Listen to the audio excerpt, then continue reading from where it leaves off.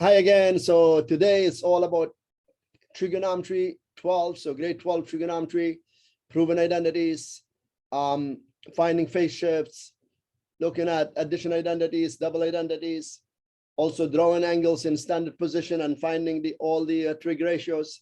So this is what this lesson is going to be all about. So just stay tuned. So here is the first question, and we're going to try to prove this identity. Now, I hope when you're watching this, you have your identity sheet handy. So the first thing you want to do here, I think, is work on the left-hand side, because the left-hand side looks like where we could change tan to sine over cos, and here sine over cos, and see what that is going to get us. So the tan, as I said, is going to be sine x over cos x all over, and I'm going to change this tan x also to sine x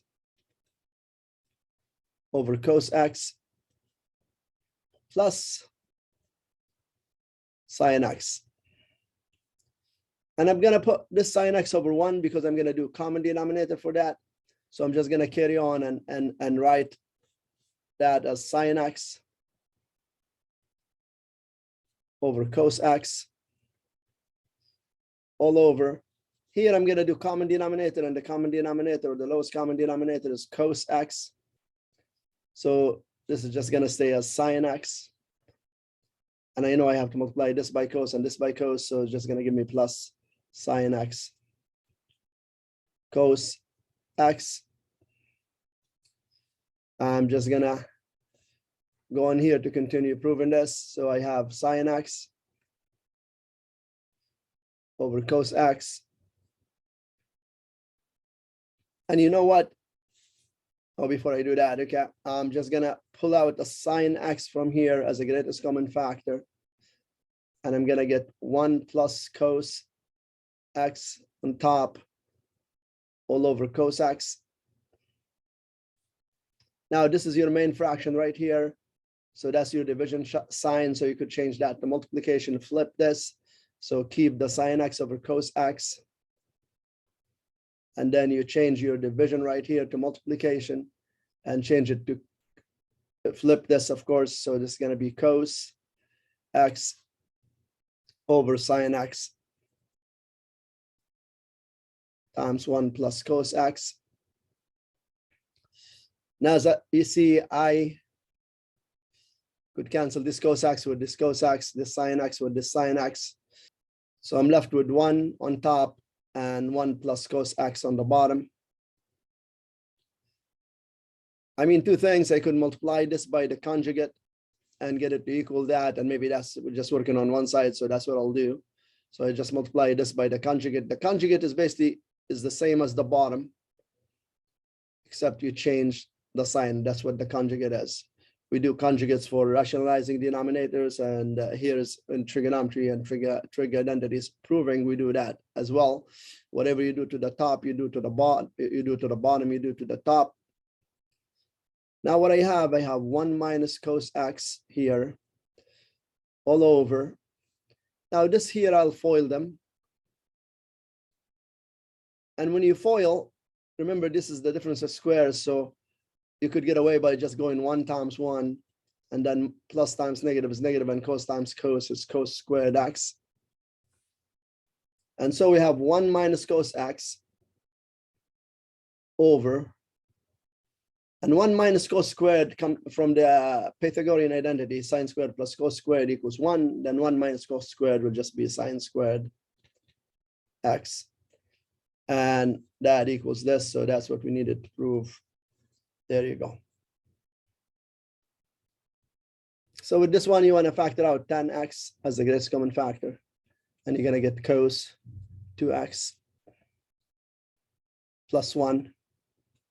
As you see, tan x exists in both terms, so that's why I took it out as the greatest common factor. Now, the cos 2x is an identity. And you have 3 choices to choose. You have cos squared minus cos squared x minus sine squared x.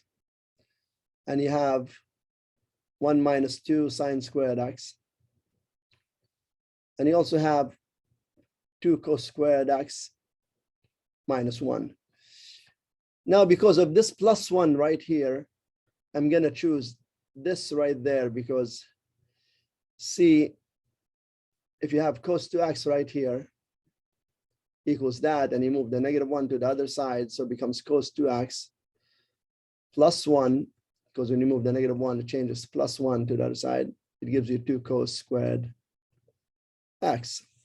So I could change all of this to 2 cos squared x because that's what that is.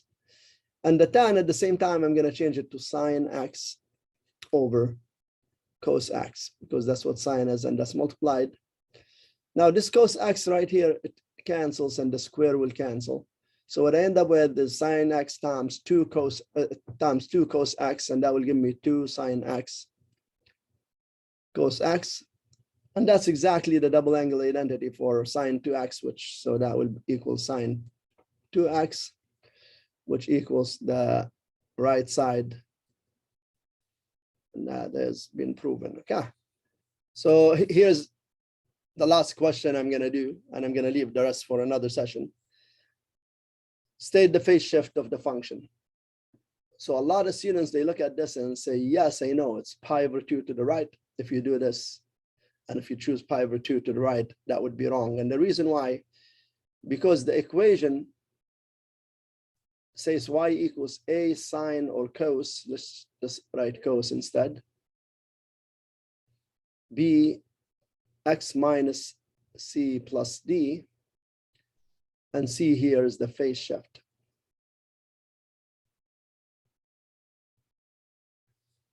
A is the amplitude, d is the vertical displacement, and b is how you find the period, because the period is always 2 pi over b. But we're just concerned with the phase shift right now. So c is the phase shift.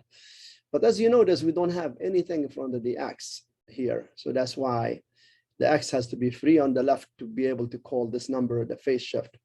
Here we have a 4.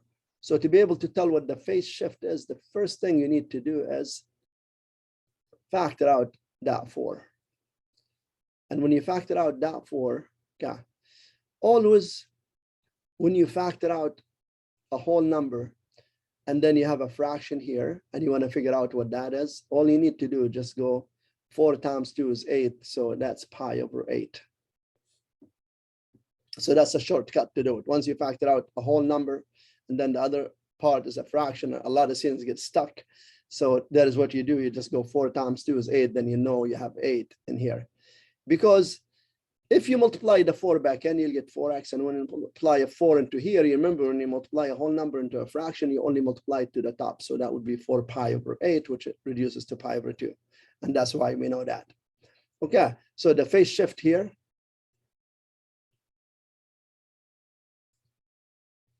is pi over 8 to the right. And that's the answer for that one. And that's it. So till next time, stay safe. And if you like this video, just hit that like button, share with family and friends, and don't forget to subscribe to my channel. As always, thanks for watching. Till next time, bye-bye.